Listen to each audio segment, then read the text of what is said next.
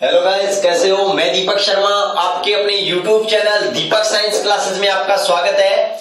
और दोस्तों, आज हम बात करेंगे कि जो फर्स्ट शिफ्ट के अंदर जो साइंस के क्वेश्चन आए हैं उनके बारे में मैं डिटेल से आपको बताने वाला हूं कि उनका आंसर क्या होगा और किस टाइप के क्वेश्चन हमारे एग्जाम में पूछे जा रहे हैं। देखो बच्चों, पहला क्वेश्चन था कि कोई भी जो उदासीन विलयन होता है उसकी जो पीएच वैल्यू होती है वो कितनी होती है। तो मैं बच्चों आपको बता दूं, जो उदासीन विलयन होता है उसकी पीएच कितनी होती है बच्चों? 7 होती है। यदि कोई विलयन है, यदि हमारे पास में कोई विलयन है, अगर उस विलयन की पीएच अगर 7 से क्या है बच्चों, अगर उस विलयन की पीएच 7 है तो इसका मतलब वो विलयन कैसा है? उदासीन है। कैसा है विलयन? उदासीन है। और अगर पीएच 7 से ज्यादा है तो वो विलयन कैसा है? बेसिक है, क्षारीय है। और यदि पीएच अगर 7 से कम है तो वो विलयन कैसा है? अम्लीय है। और मैंने ये भी बताया था, तो पीएच है, इस पीएच स्केल है, इस पीएच स्केल की जो खोज थी वो खोज किसने की थी बच्चों? वो खोज की थी सोरेनसन नामक वैज्ञानिक ने। किसने की थी? सोरेनसन नामक वैज्ञानिक ने। कब की थी? सन 1909 में की थी। और मैंने ये भी बताया था, जो पीएच स्केल होता है वो कोई भी जो विलयन होता है, सॉल्यूशन होता है, उसके अंदर ये बताता है कि हाइड्रोजन आयन की शक्ति क्या है, हाइड्रोजन आयन की संख्या क्या है। ठीक है ना, ये बात बताता है। मैंने ये भी बताया था, पीएच स्केल में जो पी शब्द है वो जर्मन भाषा का शब्द है, जो क्या है? पुशांश है। क्या है? पुशांश है, जिसका अर्थ क्या होता है बच्चों? शक्ति होता है, स्ट्रेंथ होता है, सामर्थ्य होता है। एच क्या है? Hydrogen ion. हाइड्रोजन आयन की सामर्थ्य या शक्ति को क्या बताता है? पीएच स्केल बताता है ये बात। और मैंने ये भी बताया था, इससे पहले जब मैंने 28 तारीख का जो वीडियो सॉल्यूशन करवाया तो उसके अंदर मैंने बताया था ये बातें। और मैंने ये बताया था, आशुद्ध जल होता है उसकी पीएच कितनी होती है? 7 होती है। ठीक है ना, वो उदासीन होता है। ये बात आप अच्छे से ध्यान रखना। ठीक है ना, तो ये हमारा पहला क्वेश्चन हो गया। चलो, आप इसका स्क्रीनशॉट लेना चाहो तो आप ले सकते हो। ठीक है, उसके बाद हम बात करते हैं नेक्स्ट क्वेश्चन के बारे में। क्वेश्चन नंबर 2, जो नेक्स्ट क्वेश्चन है वो हमारे क्या आया था आज फर्स्ट शिफ्ट के अंदर, कि जो वह उपकरण कौन सा है, वह इंस्ट्रूमेंट कौन सा है जो समुद्र में गहराई को मापने के लिए ध्वनि तरंगों का प्रयोग करता है। तो बच्चों मैं बता दूं, वो यंत्र हमारे पास में कौन सा है? वो यंत्र हमारे पास में होता है बच्चों सोनार। कौन सा होता है? सोनार होता है। ये बात आप अच्छे से याद रखना, बड़ा ही इंपोर्टेंट क्वेश्चन है। इससे हमारे एग्जाम में और भी क्वेश्चन पूछे जा सकते हैं। वो क्वेश्चन कौन कौन से हैं? पहले तो मैं बताऊं, जो हमारे पास में जो सोनार है, उस सोनार की जो फुल फॉर्म होती है वो क्या होती है? Sound navigation and ragging. क्या होती है? ध्यान से समझिएगा।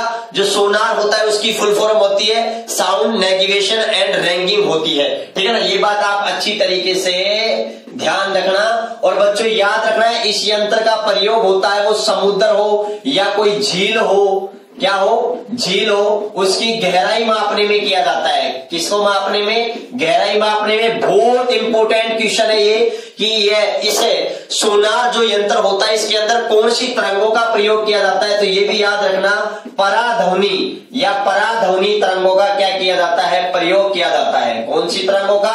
पराध्वनि तरंगों का क्या होता है? प्रयोग होता है।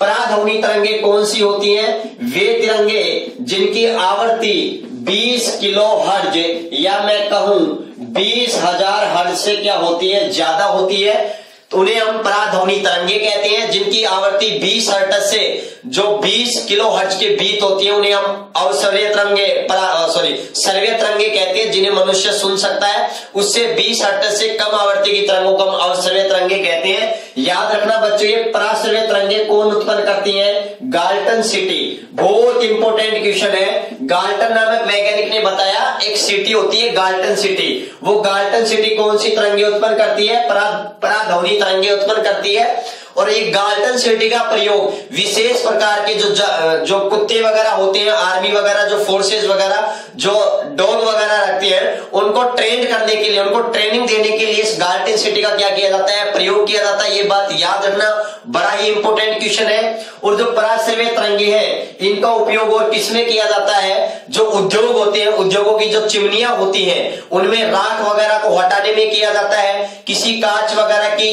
कोई वस्तु है उसके अंदर दरार का पता लगाने में भी किया जाता है, ये बात भी याद रखना। और ईसीजी में भी कौन सी तरंगों का प्रयोग किया जाता है, पराध्वनि तरंगों का प्रयोग किया जाता है। आप ये बात भी आप अच्छे से ध्यान रखना, ठीक है ना। उसके बाद में बच्चों सोनार की तरह ही एक और यंत्र आता है जिसका नाम है रडार। याद रखना, इससे क्वेश्चन पूछ सकता है। जिस प्रकार से पूछा है कि जल में समुद्र की गहराई मापने में, उसी प्रकार से हमें क्वेश्चन पूछ सकता है कि जो अंतरिक्ष में अगर वायुयान उड़ रही, वायु जो यान है, एयरप्लेन वगैरह है, उनकी स्थिति का पता लगाने के लिए वायुयानों की स्थिति का पता लगाने में कौन से उपकरण का प्रयोग किया जाता है, रडार का। और याद रखना बच्चों, रडार में रेडियो तरंगों का प्रयोग किया जाता है। कौन सी तरंगों का, रेडियो तरंगों का प्रयोग किया जाता है। ये बात भी आप अच्छे से ध्यान रखना, ठीक है ना। और ये जो सोनार होता है ना, सोनार, इसके बारे में एक बात और याद रखना कि जो ये सोनार होती है ना, वो कौन से सिद्धांत पर कार्य करती है, पराध्वनि के सिद्धांत पर कार्य करती है। और बच्चों याद रखना, अगर हमें पराध्वनि स्पष्ट सुननी हो तो हमें दो कंडीशन को फॉलो होना चाहिए। वो कंडीशन कौन कौन सी है? एक कंडीशन तो है कि जो श्रोता है, एक तो होता है जो ध्वनि स्रोत और एक होता है ध्वनि स्रोत, ठीक है ना, मतलब जो बोलता है, ठीक है ना, स्रोत होता है जहां से ध्वनि निकलती है। और एक परावर्तक सतह होती है। ध्वनि स्रोत और परावर्तक सतह के बीच की कम से कम दूरी कितनी होनी चाहिए? 16.6 मीटर होनी चाहिए लगभग। इसको मैं बोल सकता हूं बच्चों 17 मीटर, या फिर मैं कह सकता हूं स्रोत से जाने, परावर्तक सतह से टकराकर वापस आने में तय की गई दूरी कितनी होनी चाहिए? 33.2 मीटर। देखो, जाने में अगर 16.6 मीटर है तो आने में 16.6 मीटर होगी।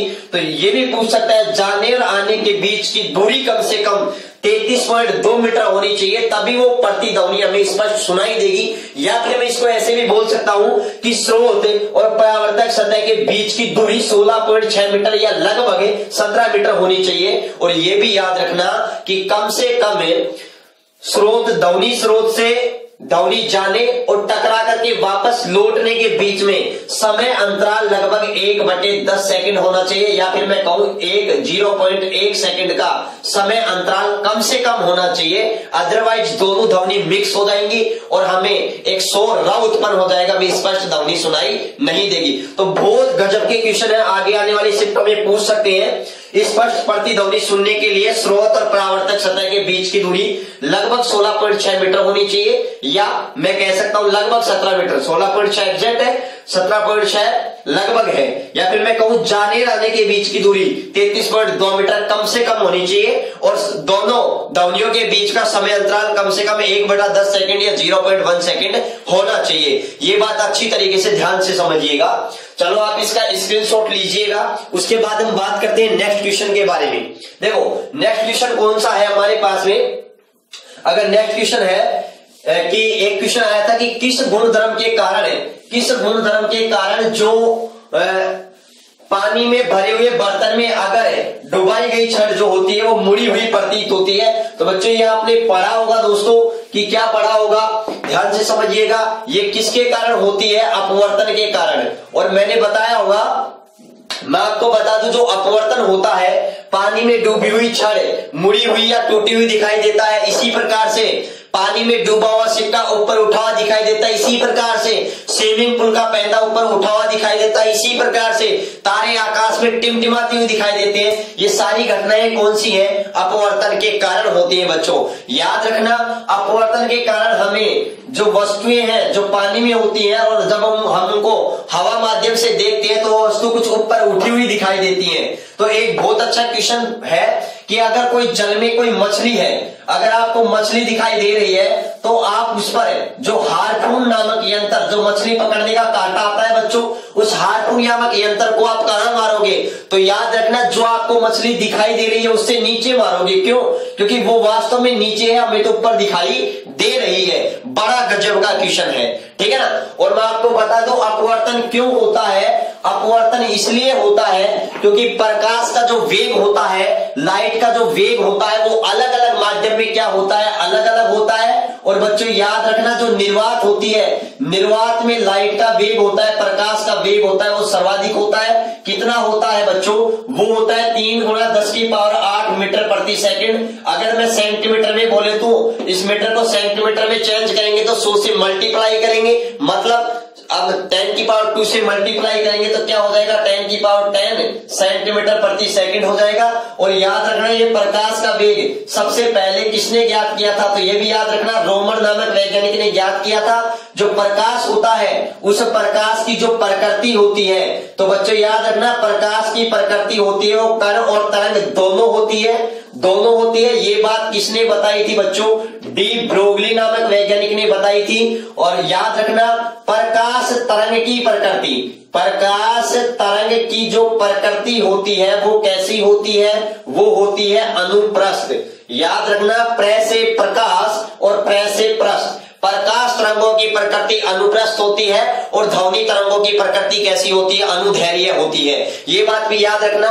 उसके बाद में चलो आप इसका स्क्रीनशॉट लीजिएगा, फिर नेक्स्ट क्वेश्चन के बारे में बात करते हैं। नेक्स्ट क्वेश्चन है लेड का प्रतीक। तो देखो बच्चों, जो लेड होता है इसका जो एटॉमिक नंबर होता है वो 82 होता है। ये बात आप याद रखना अच्छे से। तो यहां पर जो लेड का जो प्रतीक होता है वो पीबी होता है। और बच्चों ये पीबी है ना, इसका एटॉमिक नंबर जेड बराबर कितना होता है? 82।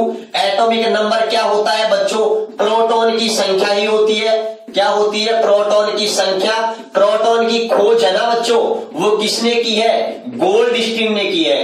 किसने की है? गोल्डस्टीन ने। ये बात याद रखना, ठीक है ना। और याद रखना लेड के बारे में सबसे इंपॉर्टेंट क्वेश्चन आगे आने वाले एग्जाम में, आगे आने वाली शिफ्ट में क्वेश्चन पूछ सकता है कि जो लेड होता है ना बच्चों, याद रखना सर्वाधिक सबसे ज्यादा जो स्थायी तत्व होता है अगर आवर्त सारणी में, तो वो कौन सा होता है?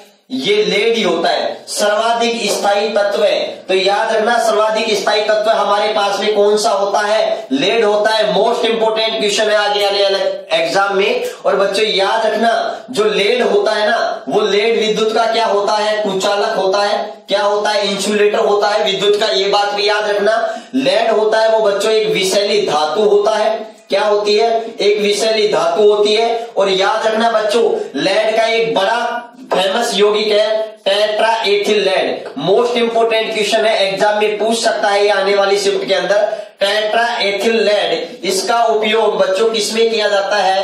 पेट्रोल के अपस्फोटन को, पेट्रोल के अपस्फोटन को कम करने में, जो कम करने में बच्चों काफी बार क्या होता है, जब मोटरसाइकिल चलाते हैं तो स्टार्ट करने के बाद में आवाज ज्यादा आती है, तो उस आवाज को कम करने के लिए टेट्रा एथिल लेड का प्रयोग किया जाता है। इसका नाम है टेट्रा एथिल लेड।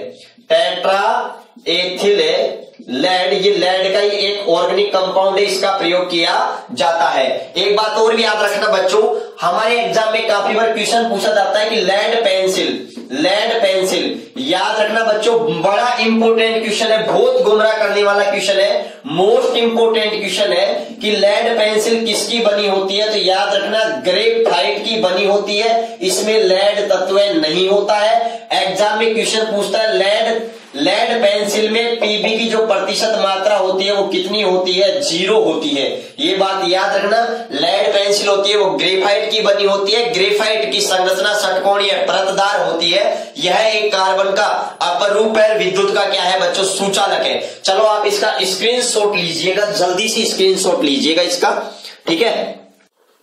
अब हम बात करते हैं नेक्स्ट क्वेश्चन के बारे में कि नेक्स्ट क्वेश्चन क्या है। तो बच्चों ध्यान से समझिएगा, जो नेक्स्ट क्वेश्चन है वो क्या है? वो है प्रथम अंतर्राष्ट्रीय पृथ्वी सम्मेलन हुआ था वो कहां हुआ था? तो याद रखिएगा बच्चों जो प्रथम अंतर्राष्ट्रीय पृथ्वी सम्मेलन हुआ था वो कहां हुआ था? वो हुआ था Rio de Geneva. Rio de genera, Rio de genera ये कहां पर है? तो बच्चों याद रखना ये ब्राजील में है। कब हुआ था बच्चों? 1992 में हुआ था। ये बात भी आप अच्छे से याद रखना। और कब हुआ था? 1992 में 3 से 14 जून के बीच में इसका आयोजन किया गया था, ठीक है ना। उसके बाद में नेक्स्ट क्वेश्चन है कि जीवन उत्पत्ति का जो रासायनिक विकास का सिद्धांत है वो किसने दिया था? तो याद रखना बच्चों ये किसने दिया था? ये एक वैज्ञानिक था जिसका नाम था ओपेरिन। ओपेरिन व हाल्डेन नामक वैज्ञानिक ने ये सिद्धांत दिया था। उन्होंने कहा था कि पृथ्वी पर जो जीवन का जो विकास हुआ है वो पहले से ही कार्बनिक पदार्थों से हुआ है, रासायनिक पदार्थों से हुआ है। ठीक है ना, ये बात क्लियर होनी चाहिए। उसके बाद में हमारे पास में नेक्स्ट क्वेश्चन आता है, वो आता है बच्चों कि नमक। ये क्वेश्चन पूछा गया था नमक का रासायनिक नाम क्या है, तो मैं आपको बता दूं जो नमक होता है उसका सूत्र होता है NaCl। इसका जो रासायनिक नाम होता है वो क्या होता है, सोडियम क्लोराइड। क्या होता है, सोडियम क्लोराइड होता है। याद रखना नमक होता है वो उदासीन होता है। इसकी जो pH होती है ना वो कितनी होती है, 7 होती है। क्योंकि बच्चों याद रखना ये परबल अम्ल स्ट्रॉन्ग एसिड और परबल क्षार की रिएक्शन से बना होता है, इसलिए इसकी pH कितनी होती है, 7। कैसे बनता है, जब HCl की क्रिया NaOH से कराते हैं। HCl ये हाइड्रोक्लोरिक अम्ल है जो जठर रस के अंदर भी होता है। ठीक है ना, याद रखना इसे नमक का तेजाब भी कहते हैं, NaOH। याद रखना इसका नाम है सोडियम हाइड्रोक्साइड। और याद रखना बच्चों इसको क्या कहते हैं, कास्टिक सोडा। एग्जाम में क्वेश्चन पूछा जाता है, कास्टिक सोडा का सूत्र है NaOH। याद रखना बच्चों साबुन बनाने में कच्चे पदार्थ के तौर पर प्रयोग किया जाता है। और याद रखना जब अम्ल और क्षार की अभिक्रिया कराते हैं तो क्या बनता है, लवण और जल बनता है। इस अभिक्रिया को हम क्या कहते हैं, इस अभिक्रिया को हम उदासीनीकरण अभिक्रिया कहते हैं। क्या कहते हैं, उदासीनीकरण। क्यों, अम्ल स्वाद में खट्टे होते हैं, क्षार स्वाद में कड़वे होते हैं। अम्ल क्षार के कड़वेपन को समाप्त कर देते हैं, क्षार अम्ल के खट्टेपन को समाप्त कर देते हैं, लवण और जल बनाते हैं। जल का सूत्र होता है H2O। तो यहां से OH गया और यहां से H गया तो क्या बच गया, Na और Cl। तो ये नमक हमारे पास में क्या बन जाता है, Na और Cl। तो नमक का सूत्र होता है NaCl। याद रखना नमक का जो जलीय विलयन होता है, इसे जो जलीय विलयन होता है उसे हम ब्राइन भी कहते हैं। याद रखना नमक को ही हम टेबल साल्ट का सूत्र भी बच्चों यही होता है। अगर हम नमक को अगर खाना खाते समय अगर हम टेबल पर बैठे हैं नमक रख रखे हैं तो वो टेबल साल्ट हो जाएगा। ऐसे भी एक बार एग्जाम में क्वेश्चन पूछा गया, तो याद रखिए ये मैंने इसके इर्द गिर्द पूछे जाने वाले क्वेश्चन भी मैंने क्लियर कर दिए हैं। ठीक है, उसके बाद में मीथेन, कल का जो मैंने वीडियो डाला था उसके अंदर आपने देखा होगा कि मैंने मीथेन के बारे में बता रखा था, कहा था कि पूछा जाएगा, और देख लो आज पूछ लिया एक बार फिर से। ठीक है ना, ये बात ध्यान रखना। देखो मीथेन का रासायनिक सूत्र है, तो बच्चों मीथेन का रासायनिक सूत्र क्या होता है, CH4 होता है। इसे अपन क्या कहते हैं, गोबर गैस भी कहते हैं। क्या कहते हैं, गोबर गैस कहते हैं। इसकी जो संरचना होती है वो क्या होती है बच्चों, चतुष्फलकीय फलकीय होती है। और ये कहां पाया जाता है ये भी याद रखना, दलदल क्षेत्र में पाई जाती है। कहां पाई जाती है, दलदल क्षेत्र में पाई जाती है। ये बात आप अच्छे से ध्यान रखना। तो ये हमारे एग्जाम में क्वेश्चन पूछे गए थे। आज फर्स्ट शिफ्ट जो 31 दिसंबर की जो पहली शिफ्ट थी उसके अंदर साइंस के क्वेश्चन पूछे गए हैं। मैंने आपको अच्छे से कवर करवाया है। और ज्यादा से ज्यादा वीडियो को लाइक करें, शेयर करें, और अगर कोई भी साइंस के क्वेश्चन मिले किसी भी शिफ्ट के अंदर वो तुरंत मेरे व्हाट्सएप नंबर पर सेंड करें, ताकि मैं आपको उनका सॉल्यूशन तुरंत अवेलेबल करवा सकूं जल्दी से जल्दी। ठीक है बच्चों, ज्यादा से ज्यादा क्या करें, शेयर कीजिए। धन्यवाद।